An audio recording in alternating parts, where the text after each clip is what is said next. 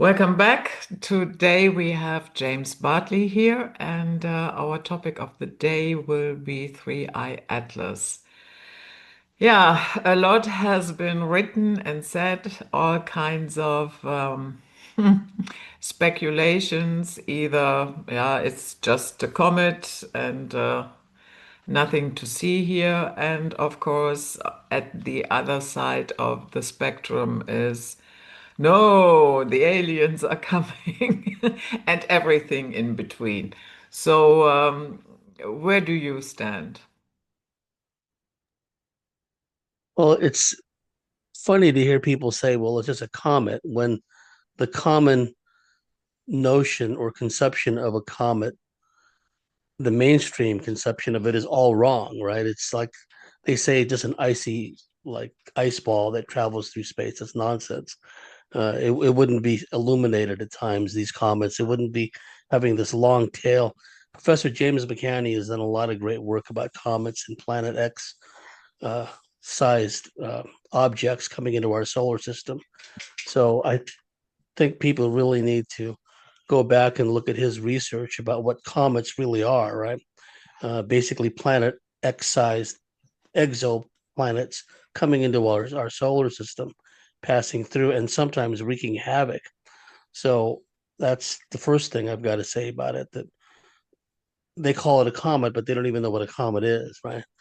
Secondly, we're seeing some oddities, and we've seen this pattern in the past where some kind of event is occurring in our solar system, usually an inbound object that's being tracked. And I remember years ago, there was a similar scenario where a very large planet sized comet was coming into our solar system, and the government shut down for like 3 or 4 days when it made its transit its closest approach. You would think that they would let us see this thing, right? Now I'm sure that there was imagery and telemetry uh, picked up from the object when it passed through, but we see a similar dynamic this time once again. The government shuts down, and we're told that all of the space telescopes and everything else have been shut down along with it. But I'm sure that there are secret elements within the government and the military industrial complex that are keeping an eye on this. And what's curious to me about it is that we're hearing anything about it. In the past, they would have completely shut down any discussion whatsoever. So, for whatever reason, either they can't prevent all this discussion taking place, or they see it somewhat, the powers that be see it as somewhat of a limited hangout. Let them have their excitement, let them work themselves up into a frenzy, and then they'll forget all about it again. But this time, I think there might be something to it. And if it's real, let's say for the sake of argument that it is real, it's a very large craft. Apparently, there have been smaller objects sighted around it as well. And the latest development is that it's been detected giving off signals. And the signals that it's been giving off is in the Fibonacci sequence, right? So, which is something of a universal language, at least in our reality, our dimension, because those who are not familiar, the Fibonacci sequence figures in nature, in seashells and hurricanes and just about anything else. There's a pattern to creation here, and this object apparently is giving off signals in a Fibonacci sequence. There have been people that have remote viewed it, and people that are regarded as being quite good at what they do, and they've come back with some interesting results. Now, to cut to the chase, what I let's say for the sake of argument that it is real. If it is real, then what it's doing is it's setting a sort of a deadline. There's been talk about its closest point of contact with Earth will be on or around October 31st, right? And Halloween in the Halloween, yeah. Western world.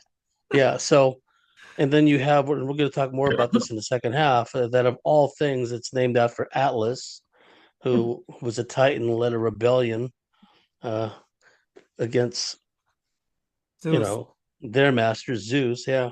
So if it's real and it's coming in, it's setting a sort of deadline.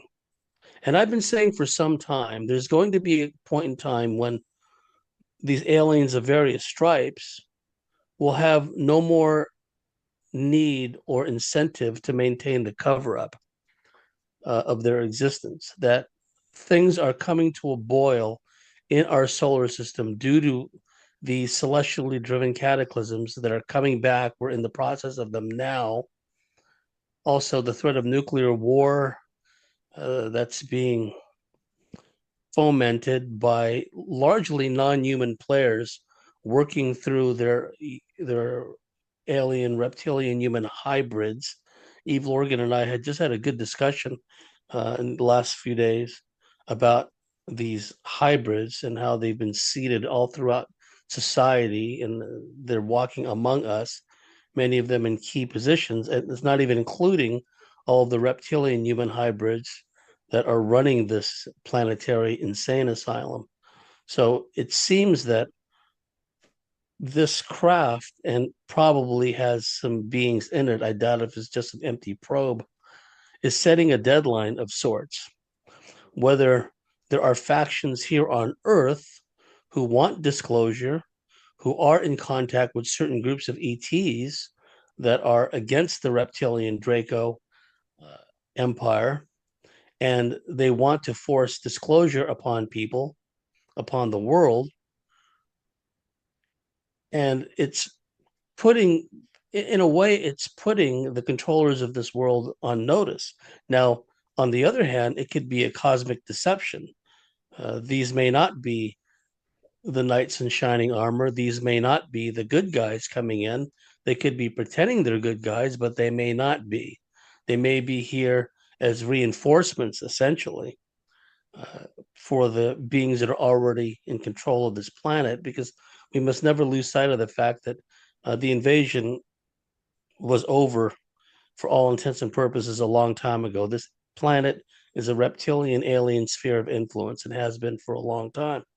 So, are these beings coming in? Are they allied with the reptilian overlords on Earth already? Do they have some kind of treaty or alliance with them? Or are they foes, enemies of the ruling reptilian overlords of this Earth? And if they're enemies, it doesn't necessarily mean they're friends of the human race either. It just may mean that they're enemies of the reptilian overlords and the reptilian overlords' cosmic vassals, the different groups that work within the reptilian sphere of influence here. So there's a number of different ways to look at this, but I see it mostly as a deadline. I'm reminded of the secret communications, diplomatic communications in the Japanese diplomatic purple cipher leading up to Pearl Harbor. The Americans were reading it. It was called Magic, was their code name for the decryption of the Japanese diplomatic ciphers. And in that message traffic, the Japanese diplomats and the consulates in different places in Washington, D.C., Tokyo, elsewhere, they were saying that when a certain date is reached, and we have a pretty good idea when that was, things are automatically going to start happening. If a peace treaty had not been uh, enacted between the US and Japan, things would automatically start happening. And we saw the outcome of that with Pearl Harbor. So I think that we may see something. It could all turn out to be a big nothing burger. It could just fly by and then just keep going and leave the solar system. Or, and we must not lose sight of the fact that there has once again been a worldwide upsurge in UFO activity. They're calling them drones, of course, but there are UFO sightings, mass sightings, multiple craft in places like Cleveland, Ohio, Chicago, and also in many of the big cities and airports and airfields, military air bases in Europe. Some of these air bases are being shut down because of the activity of these UFOs. So there's a lot going on, but I see the deceptive, secretive behavior once again of NASA. They shut off the imagery when the object was coming close to Mars, right? So there is a reason why they're being secretive about it, and there's still a lot of people that don't even know it exists. Mm, Your average person on the street doesn't know about it. So, for all intents and purposes, it's still a limited hangout, right? The mm, only ones who really have an interest in it are people like us, people in the UFO field, what have you. But when you have people like Michio Kaku talking about this, and now even mainstream people like Glenn Beck are talking about this, it's getting more and more traction going forward as a story, as the story unfolds. So that's where I'm at right now. That I think that in a way, it's setting some kind of a deadline. Nothing may come out of it. On the other hand, a lot may come out of it. And I think that, and I've said in the past, we're going to see at some point open warfare in the skies between warring ET factions. I think it's inevitable, but it remains to be seen when that will become obvious to even the dimmest person on the surface. mm. So I'd like your thoughts on it too, Judith. Yeah, so far I was under the impression that I don't think there is anybody in it. My gut feeling is if it is something unnatural, it's more like a remote controlled yeah, device is not really a good word for it, but you know what I mean. And it feels to me like a reconnaissance mission. But I totally agree with you that certain agencies are not, doing a lot to make it more transparent. When you mentioned the on October 3rd, when it came closer to Mars, we had NASA in a perfect position to take images. ESA and China's what's it called? Tianwen-1. Yeah. So, and then the data goes black. So, NASA comes out and cites government shutdown. That happened 48 hours before that. ESA, the European Space Agency, says that data remains in processing pipelines, whatever that means. And China didn't offer any explanation whatsoever. Yeah, I mean, and no surprises there. Although China usually is very fast with releasing imagery. So, and that, of course, can mean a number of things. It could mean, yes, there is yeah, something suspicious going on, or they did it to, increase the hype.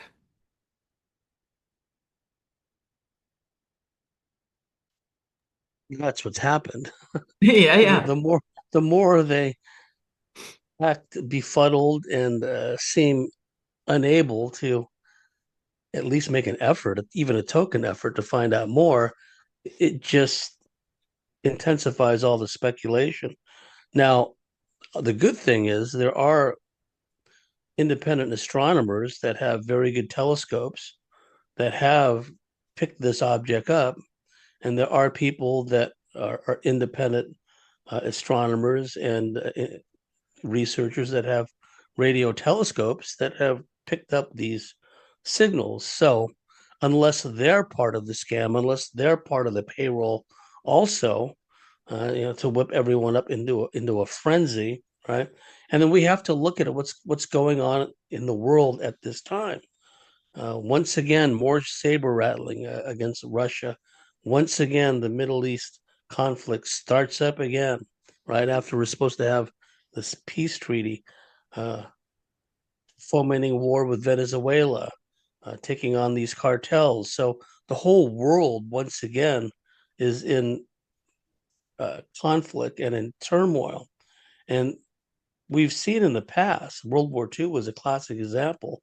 Whenever there's a major conflict, especially a global conflict, these UFOs, call them Foo Fighters like they did in World War II, call them what one will, they come out of the woodwork and they just start flying around. Now they're flying around in large groups. So,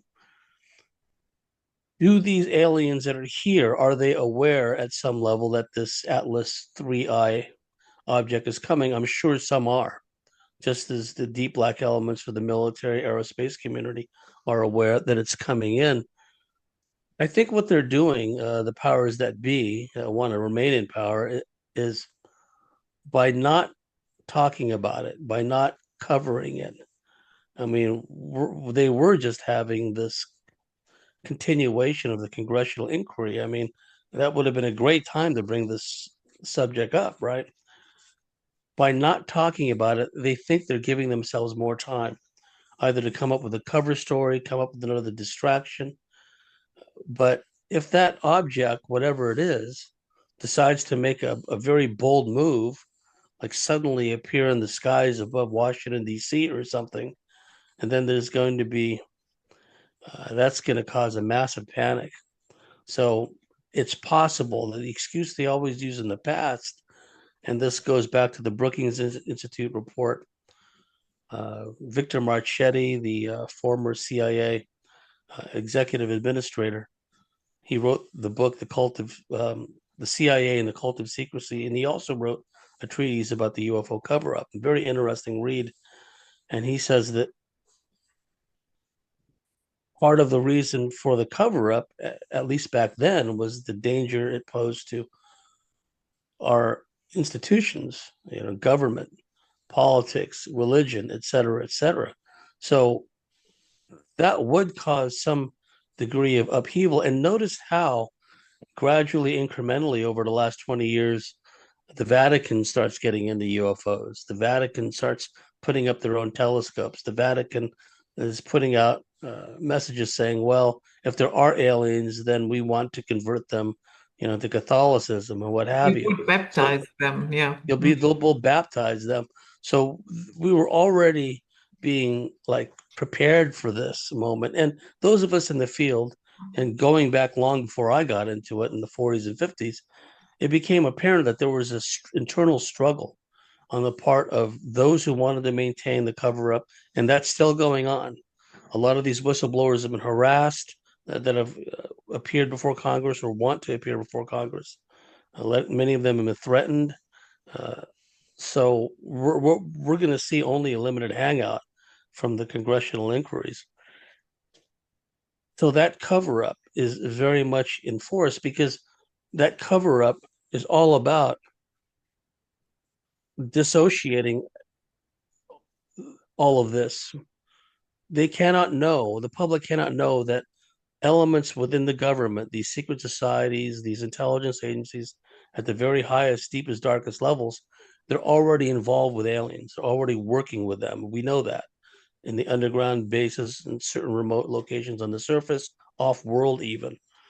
So that is something that they cannot let out. And also, they cannot let out the fact that people are being abducted all over the world.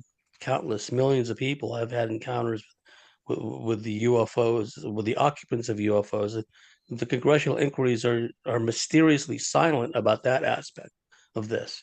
They want to keep it all technical, nuts and bolts. And when they bring up alien bodies, they call them biologics. They're trying to create new terminology to mystify all of this, cloud the issue once again, when we've already had a huge corpus of information long before this new set of whistleblowers, right?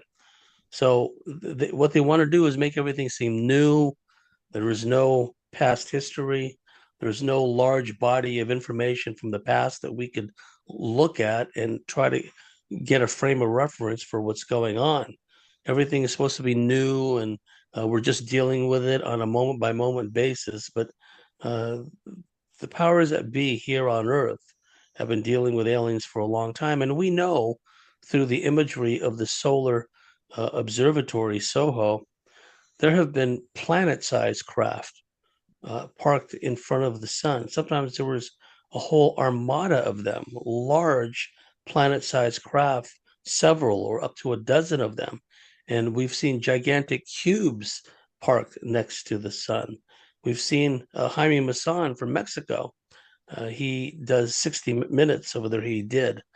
And he showed the video of this gigantic spherical object uh, drawing plasma energy from the sun for like 90 hours or something. I can't remember the exact length of time. It was siphoning off all this plasma energy and then it flew away.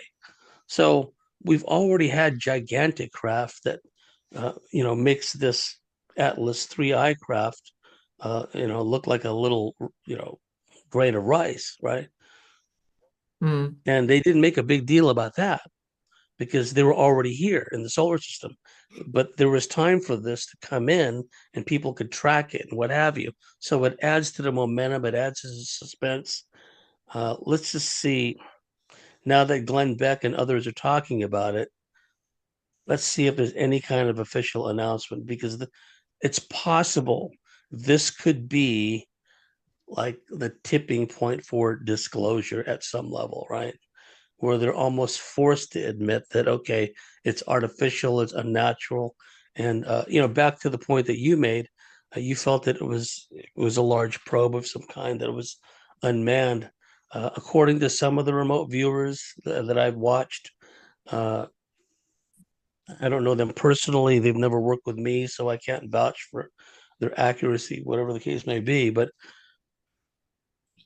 some of them have said that there are, and you probably heard this too, like a great many beings in stasis inside, like they're all just sleeping, waiting to be activated at some point. Um, why they would need to do that, I don't know, because there are craft that could fly much faster than what this is doing, right? So it just remains to be seen. I think hopefully we'll learn more in the ensuing days, and like some really big revelation.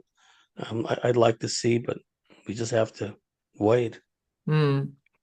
Yeah, what you just mentioned when the Vatican and anybody can type it in, Vatican wants to baptize aliens, the articles will come up but I even when that happened during that time, I thought, are you really that naive, or are you trying to tell us you're so inclusive, blah, blah, blah, blah? Because if we are really dealing with somebody from a complete different solar system, from a different galaxy, what have you, what makes you think that they don't have their own set of spirituality? And why would they want to become Catholic? Yeah, so it never made any sense to me. But likewise, we have these anomalies with Three Eye Atlas that it has no tail. The tail appears to be in front of it, where it is emitting light. And that, of course, they say defies anything what they understand of physics. So, but what if where this object comes from, the charges are just different from, you know what I mean? That, usually you have a charge, a plus and a minus. Maybe in where it comes from, it is simply the other way around. And that is why we cannot make heads and tails of why it doesn't have a tail and why it is emitting light up front. It also exhibits micro deceleration events. Yeah, meaning sustained, very subtle braking maneuvers, which we also cannot explain. But then again, I don't think that our type of physics is the epitome of knowledge. It reminds me of, in the Stargate SG-1 when they had the first contact with the Tolans, and in a conversation between Captain Carter and one of the Tolans, it emerged that the Tolans had ditched quantum physics. Yeah, so whatever we might think is the height of insight might be nothing to others. Yes, there may be a reason on the part of the aliens, whatever civilization sent this craft, for it to have this slow, relatively slow from my standpoint, majestic approach to us, right? I mean, they could just as easily have just manifested and appeared right above us. But like I said, it's adding to the suspense and it's adding to the speculation. And let's see if the Solar Warden people get involved, right? Because we've been given to understand, and I'm satisfied that such an operation exists. Call it Solar Warden, call it something else. But by this point, they've got themselves a fleet of man-made craft, interstellar craft, certainly operating within our solar system, right? And probably has an interstellar capability. So if this Atlas craft is really an unknown, you would think at some level the solar warden, which the name implies that they're a guardian of the solar system, you would think that at some level that they would investigate it, right? Send craft probes of their own, have their own remote viewers and their affiliated alien colleagues try to find out as much as they can about it. Uh, we know that craft come and go all the time to this planet, and some of the craft that have come and gone have been quite large. In the, I think the 1950s, early 1960s, 1950s time frame, Donald Kehoe, the late great Major Donald Kehoe, a Marine Corps aviator, who was really speaking out about the Air Force and later about the CIA cover up of UFOs. He was told by his sources in the Pentagon that they were quite alarmed over the fact that there were some very large alien craft that had parked out beyond the Earth's atmosphere and were just up there, just hanging around, right? And we also know that the moon, for all intents and purposes, is an artificial construct and it's populated by quite a lot of aliens. And apparently, and from the information that I have and others have, there's a joint alien human operation going on there, as there is on Mars. So we're talking already about this ongoing collusion between deep black elements of the military industrial complex and aliens. So does this craft really represent an X factor? Is it really a mystery to the people in Solar Warden and these other deep black operations involving aliens and off-world activity? And why does China feel the need to go along with the West to help maintain the cover-up, right? If they really wanted to like shake things up and rattle the gourd of the Americans, they could easily come out with a lot of information about it, show close-ups. See, the problem that we're having now is there's so much AI that's been seeded into social media, seeded into the cyber space world that one has to take with a grain of salt, whatever imagery we get of this craft. Well, it looks pretty cool. It looks believable. It looks like an alien craft. Uh, is it a legitimate picture, or is it just AI? You see, that's something that we'll never know. And you and I, we don't know personally who these people are that are claiming to be getting the Fibonacci sequence messages.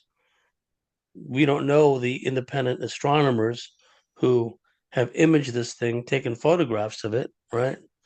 So that's another thing, and understandably, if it's a real object they're imaging and getting these soundings from the radio signals, they're not going to want to advertise who they are, right? Because then they get harassed, they get suicided, they get into accidents, right?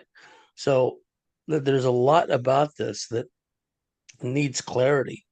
And there's always a possibility too that if people remote view this, just as in the surface world here, right, where you're sending a message to a spy in the field in a secret code or a cipher, and then they're responding back, is that really your spy that's sending the message back? Or is it someone else pretending to be your spy? Or is it really your spy, but they're sending back responses under duress, right? So when people remotely view this and they say, well, I spoke to some aliens with the Galactic Federation, the Galactic Council, what have you, and they're coming here to help out. And are those really the aliens on board that craft? Or are they really this part of the civilization that sent the craft? Or has their remote viewing transmission, so to speak, been intercepted where these nefarious, deceitful aliens decided, oh, look at this guy, he's trying to remote view. Let's further muddy the waters. And so they make an appearance, a manifestation, and say, yeah, nothing to worry about. It's us. This is a Galactic Federation operation. We're coming here to help the Earth in its time of need. And I think that we all would like to have a little hope. We all would like to have some belief in a higher power that potentially can help us in the dire straits that we're in, right? But that also could be a setup. So I'm not entirely sold on the results that are coming back from the remote viewers, because are they truly dispassionate, impartial remote viewers that will not be unduly influenced by any preconceived biases, right? Where they have this belief in, and I do believe that there are alliances and federations and cosmic groupings of different alien beings. It only stands to reason. We know from an alien abduction standpoint that when people get abducted by aliens, on any given encounter on board a alien craft or alien installation, they can see any number of different types of beings. So clearly, there is some collusion and groups of different ET civilizations. To be sure, some may have been cloned as workers and uh, servants, what have you. But then there are apparently different ET races that work in collusion with one another, mantis beings, reptilians, what have you. So we know that there are alliances and factions. But when people remote view this craft and they get back this message from the Galactic Council, I'm not so sure about that.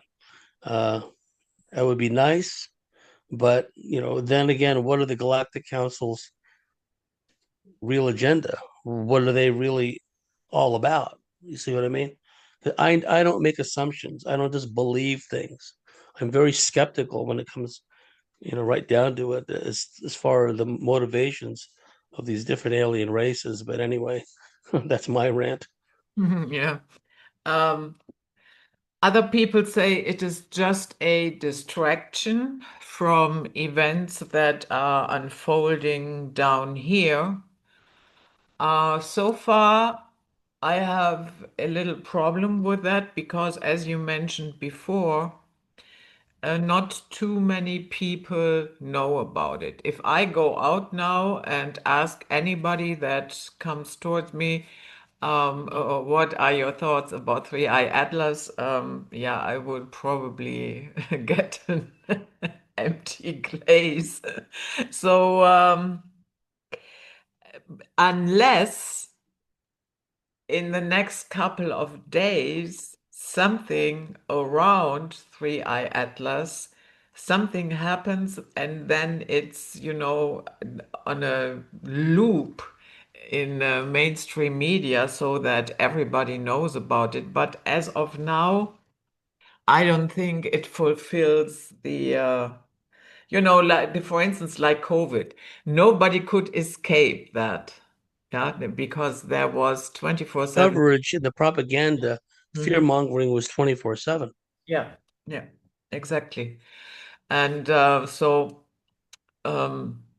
the conditions for a huge distraction are not fulfilled at this point, at Yes. least. And just to interject for a moment, there are a great many surface level truthers, the Alex Joneses of the world, who, in my view, is a spent force by this point.